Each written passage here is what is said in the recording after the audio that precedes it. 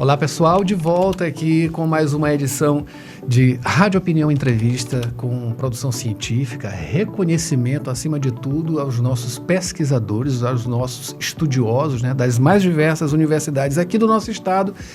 E claro, falar hoje sobre literatura, um assunto também delicioso, né, instigante e uma trajetória, né? Que é justamente com a nossa entrevistada, professora doutora do curso de Letras da Universidade Federal do Maranhão, Márcia Manir Miguel Feitosa. Ela venceu o Prêmio FAPEMA 2025 na categoria Pesquisador Sênior, Linguística, Letras e Artes. Professora, seja bem-vinda. Obrigada, bom dia. Obrigada pelo convite, acima de tudo. Massa. A gente tem aqui, com a sua presença, né, uma aura de literatura, né, de tudo que diz respeito à linguística, letras, artes também, né, tudo misturado, enfim. Isso tudo entrou na sua vida de que forma? Muito bem. O Prêmio FAPEMA, ele abrange 3 áreas de conhecimento do campo das letras. Eu sou linguista de formação pela Unicamp e, ao mesmo tempo, sou formada em letras, em literatura. Literatura é arte. Então, esses três campos de conhecimento fazem parte da minha vida. Então, eu comecei a trabalhar na Universidade Federal do Maranhão como professora de linguística. Assim que prestei o concurso, fui aprovada e ministrei disciplinas nessa área. Mas a literatura sempre foi, digamos assim, o meu cerne de estudo. Tanto que eu me afastei para fazer pós-graduação na USP em literatura. E ao retornar para a UFM, eu disse, eu quero trabalhar com a literatura, não mais tanto com a linguística. Porque a minha formação depois, né, na pós, norteou mais para o campo das artes, portanto, da literatura. Mas, por que não mais linguística, né? Essa coisa que está tão intrínseca. Da intrínseca. Porque, assim, a gente tem que reconhecer que há 2 campos de conhecimento no universo das letras. Literatura não é ciência, literatura é arte. Linguística é ciência. No sentido mais estrito da palavra ciência, né? Que tem que ter as formulações, as hipóteses e resultados. Mas, quando eu adentrei a graduação, eu tive um universo muito amplo de conhecimento. E a Unicamp, na época, tinha uma formação voltada mais para a linguística do que para a literatura. Mas eu tinha já um gosto pessoal, um afeto maior pela literatura. Então, quando eu optei por fazer a pós, eu disse, não, eu quero ficar na USP, porque eu acho que na USP eu vou ter um pouco mais de envolvimento com essa área, que mais me interessa. Mas isso não quer dizer que eu não trabalhe ainda com a linguística, mas não propriamente dita em sala de aula. Eu trabalho especialmente com a literatura mesmo. Esse tempo, esse período, essa trajetória também, ela resultou justamente nesse livro, né? No livro A Representação do Espaço e do Poder, em Mário de Carvalho, uma apologia da subversão. Justamente. Esse livro é fruto de um pós-doc que eu realizei em Portugal em 2014, 2015, com bolsa CAPES.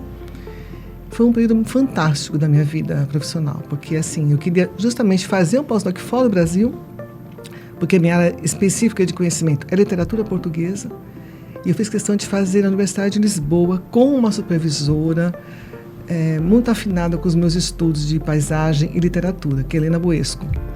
E ao chegar à Universidade de Lisboa, ela exigiu de mim um livro. Eu disse, vai passar um ano aqui, ganhando bolsa, com o salário da universidade, vai fazer um livro. Eu pensei, mas não é muito trabalho? Ela disse, não. Quero que você busque qual autor você quer estudar. E, à época, ela me apresentou o Mário de Carvalho, que eu não conhecia. É um autor vivo, português. Ela disse, conhece a obra dele? Eu falei assim, não. Depois vai ler tudo que diz respeito ao Mário de Carvalho. Ele me apresentou o autor, fiz parte de jornadas de estudo sobre o autor e li tudo dele. Eu comprei toda a obra dele. Porque em um período de um ano é muita coisa, realmente. Muita coisa. Para conhecer o substrato de uma pesquisa como essa, enfim, é tudo de primeira, né? Tudo de primeira, né? E ela me deu todas essas condições, né? Para que eu pudesse, na verdade, adentrar a obra dele, conhecer plenamente, comprei tudo que eu podia comprar da obra e li. E aí o livro nasce da perspectiva que eu já tinha desde o início, que é o trabalho, uma interface com a geografia. né, eu faço uma ponte interdisciplinar mesmo com a geografia humanista, de base fenomenológica. Então, essa leitura da literatura com a filosofia e com a geografia é muito novo, né? No Brasil, há poucos estudos ainda sendo desenvolvidos. E à época, eu disse a ela, Helena, eu quero fazer um trabalho junto à geografia humanista em Mário de Carvalho. É possível? Assim, claro que é. E tem uma vertente ligada ao espaço e à paisagem muito interessante. E, de fato, foi. Então, esse livro é fruto das minhas leituras de Mário de Carvalho. Claro que eu escolhi alguns livros dele, né? E publiquei aqui no Maranhão pela FAPEMA, né? Então, quando eu voltei, eu tentei submeter o livro à FAPEMA, ao edital, e fui contemplado. Publiquei 1000 exemplares. Naquela época, publicava-se muito livro físico, né? Sim. Então, eu publiquei o máximo que eu pude. E adentrar esse campo da geografia também foi uma coisa nova, né? Foi uma coisa nova. Diferente. Totalmente diferente. Mas isso tudo por conta do substrato do Mário de Carvalho? Não. Não. Isso, qual é a ligação justamente com a geografia? Advém antes. Advém do fato de que meu marido é geógrafo, professor Cordeiro da UFMA, já aposentado, e em 2010, 2011, ele me apresentou a Lívia de Oliveira, que foi uma estudiosa da geografia da Unesp de Rio Claro, que trabalhava sempre com literatura e geografia. Ela ficou na minha casa hospedada para participar de um simpósio aqui na UFMA. E ela percebeu que eu tinha todo um envolvimento com a literatura e disse: por que você não faz o trabalho junto à geografia humanista? Eu posso te apresentar os autores mais importantes. Eu falei: não, eu não sou geógrafa. Você não vai ser geógrafa nunca. Você vai ser uma estudiosa de uma interface. Aí eu fiquei assim bem entusiasmada e disse: eu topo. E comecei a ler obras ligadas à geografia humanista. Entende? As pessoas gostam de te desafiar. Gosto de me desafiar. Que legal. E eu gosto dos desafios. Correspondo. Que legal. Tanto é que hoje, né, salvo a modéstia, eu sou uma das estudiosas mais afinadas com a geografia humanista do Brasil. Eu publico muito nessa área. Que interessante. Tanto em revistas de geografia como em revistas de letras. E como entendeu? Essa confluência de geografia e literatura, enfim, tem afinidades com o quê? Com a poesia, com a crônica? O que é? Com a literatura de uma forma ampla. Tanto pode ser em qualquer gênero, pode ser tanto a poesia quanto a prosa, quanto o teatro. A questão é que há conceitos fundamentais da geografia que podem ser aplicados ao estudo literário. Por exemplo, a diferenciação entre espaço e lugar, que para nós é uma coisa relativamente sutil, e não é sutil para a geografia. A diferença entre pertencimento e não pertencimento, entre não lugar, entre lugar e lugar sem lugaridade. São conceitos muito pertinentes à geografia e que casam muito com o estudo da literatura, ainda mais literatura contemporânea, cujos temas norteiam muito a ideia de deslocamento, espaço, lugar, os refugiados, né? As migrações. Conflitos também. Os conflitos. Que interessante. Então, assim, cada vez mais a gente pode pensar que a literatura está filiada ao estudo geográfico. Né? E eu tenho, na verdade, um cuidado maior porque, claro, não sou geógrafo, mas faço questão de estudar bastante esses autores que trabalham com a geografia humanista. É de um viés filosófico, não é de um viés ligado à geografia física, por exemplo. Que interessante. Que não é o meu interesse. E quais foram essas obras de Mário de Carvalho que você usou como substrato? Eu consigo lembrar agora.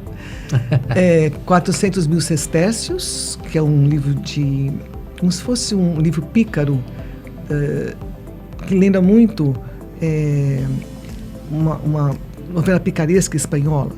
Porque o pícaro, explique, por favor. O pícaro é aquele herói malandro, aquele herói vagabundo, mas que é ladino, esperto, e passa a ser um herói, né? Então, é a figura de um herói anti-herói, uma espécie de Macunaíma. Sim. Uma espécie de Macunaíma. Então, o personagem principal faz isso, né? Ele tem um deslocamento interessantíssimo na obra, em que ele tenta, de todo modo, ficar rico, e ele nunca consegue, mas sempre ele ludibria as pessoas para conseguir, né? Mata um grande gigante, umas coisas assim bem fantasiosas, mas é bem interessante mostrar o deslocamento dele para conseguir chegar, e não chega nunca a ser um ricaço. Essa é uma das obras que eu trabalhei. O Casa de Carvangel, do que eu me lembro, o Varandim foi uma obra, é um conto dele muito interessante, que se passa tudo numa varanda, que para nós é como se fosse uma varanda de apartamento. Tudo acontece ali. Os crimes, ruir o prédio, o personagem principal, que é dono do prédio, não tem mais acesso a ele, porque o comando do poder toma, meio kafkiano, né? Que legal. Só um detalhe, todas essas questões geográficas, elas dizem respeito a Portugal, enfim, geograficamente? Não necessariamente. Uhum. As obras de Mário de Carvalho têm uma conotação cosmopolita. Elas têm uma leitura de mundo mais universal, que não especialmente só de Portugal. Claro que há algumas delas que são mais ligadas a Portugal, mas essencialmente não. Por exemplo, Deus Passeando na Brisa da Tarde, que é um romance dele, se passa na época de Marco Aurélio, no Império Romano, mas o personagem é português. Então ele faz uma transposição da literatura contemporânea para a época do Império Romano, para mostrar o quanto o personagem chamado Lúcius não consegue ser justo a ponto de evitar invasões na fortaleza e tal. Uma relação bem interessante com a Lusitânia e depois com o Império Romano. Tem uma afinidade também com a história, né? Muito. Mário de Carvalho é um escritor de obras históricas. Ele é um conhecedor profundo de história. Da literatura ocidental, da história ocidental do mundo, né? Ocidental Portugal, Brasil e tudo mais Portugal. E especialmente um escritor que prima por colocar a história e a memória, né, como elementos fundamentais para se pensar a literatura. Pergunta, chegou a conhecê-lo? Sim. Como é que foi essa? Ele é uma pessoa muito simples. A Muito idade simples. dele, só por curiosidade. Agora ele deve estar com mais de 75 anos, sabe? Porque ele deve ter uns 68, por aí. Né? Assim, é uma pessoa muito simples, não gosta muito de falar dele, gosta mais de falar da obra, da produção que ele escreve. E uma pessoa, assim, que aberta a discussões ligadas principalmente à política, às eleições de Portugal, a conjuntura da guerra no mundo. Ele é muito culto, né? Mas pessoalmente muito simples. Não gosta de muitos holofotes. Que maravilha. Olha, muito bom saber dessa sua afinidade, né, com isso tudo e tanta familiaridade também, né? Já que vem de uma influência do seu marido, do seu esposo, enfim, e que se mistura com isso tudo e que deve ter, com certeza, tem um pouco da linguística também nessa história não há como deixar de lado. Não tem como deixar. Literatura também é linguagem. Bastante. E tudo isso. E a curiosidade, claro, né? Na obra de Mário de Carvalho, né, que fica aqui também para quem acompanha a gente, né? Uma pena que nós também para todo mundo, vale para todo mundo. Uma pena, Adalberto, que a gente não tem aqui no Brasil a acessibilidade a essas obras. São todas portuguesas. E olha que a gente tem uma afinidade com Portugal e a literatura que é muito influente aqui, né? Muito grande. O problema é que não são acessíveis. Quando se é acessível, são muito caras, porque é tudo em euro. Então a importação é muito, muito cara, né? Mas, curiosamente, nós estudamos mais Portugal do que eles estudam a nossa literatura. Tendo ficado um ano lá, eu percebi isso. Eles estudam mais o Jorge Amado, um Paulo Coelho, que para mim na literatura é autoajuda, né? Uma Clarice Lispector. Então, assim, escritores consagrados pelo cânone, Portugal estuda mais. Mas a literatura de hoje, de escritores vivos, tão pululante que está, poucos eles conhecem, entendeu? E que é muito rica, né? Também. Nós conhecemos até pouco mais do que eles. Que bom. Que bom. Enfim, mas que isso tudo, né, que traz, claro, esse seu empenho, né, e essa sua realização sempre por meio desses desafios que são passados, né? Qual será o próximo desafio? Me aposentar. É um desafio isso? É um desafio. É um desafio. Eu confesso que estou com a idade, com o tempo de serviço, né? E tenho sido até cobrado pela família, para me dedicar mais à família, né? Mas eu digo, se eu me dedicar mais à família, como todo mundo pretende, eu não sei se eu vou me sentir tão bem como me sinto ainda, né, na ativa. É um desafio. Mas ainda acho que eu posso continuar produzindo e orientando meus orientandos, produzindo ciência, fazendo pesquisa, Ainda acho que consigo, assim. É muito difícil para a grande maioria, né, de aposentados e que continuam, né, de alguma muito maneira difícil. com contato com a própria pesquisa, com orientações, né, de alunos, enfim. Não tem como se desvencilhar totalmente. Não tem como, mas, por exemplo, eu tenho um espelho em casa que é meu marido, que está aposentado há 5 anos. Ele está vinculado à pós-graduação ainda, mas é diferente. Eu percebi dizer assim, bom, hoje eu não vou ler nada, eu estou aposentado. Amanhã eu pego alguma coisa. Eu digo, mas eu não posso fazer isso porque eu estou na ativa, eu tenho atividades todos os dias, né? Cobranças e tal. Ao mesmo tempo, isso me dá vigor. A cobrança me dá vigor. Então, quanto mais há um desafio e mais a cobrança, mais eu me sinto revigorada. De repente, se eu não tiver mais essa cobrança, como é que eu vou me sentir? É um desafio interior, entendeu? Mas eu espero não adentrar ainda esse desafio, porque, por exemplo, eu estou com novos projetos junto ao CNPq. Então eu estou caminhando. A aposentadoria está bem distante. Eu estou caminhando. Está bem distante. Acabei de conversar aqui com a professora doutora do curso de Letras da Universidade Federal do Maranhão, Márcia Manir Miguel Feitosa. Ela que ganhou o prêmio FAPEMA 2025 na categoria Pesquisador Sênior, Linguística, Letras e Artes, né? E, enfim, de uma homenagem, né, também. E, olha, muito obrigado pela sua presença e vamos atrás, né, do Mário, né? Ótimo. Para conhecer, inclusive, claro, né, e ter contato também com essa sua obra, né? A representação do espaço e do poder em Mário de Carvalho, uma apologia da subversão. Muito obrigado pela sua presença. E agradecendo vocês também, né, acompanhando a gente aqui no Rádio Opinião Entrevista e esse projeto FAPEMA, UFMA e outras universidades daqui trazendo muita produção científica, conhecimentos e curiosidades acima de tudo, tá? A gente volta numa próxima oportunidade. Confira mais entrevistas em www.universidadefm.ufma.br. Até a próxima.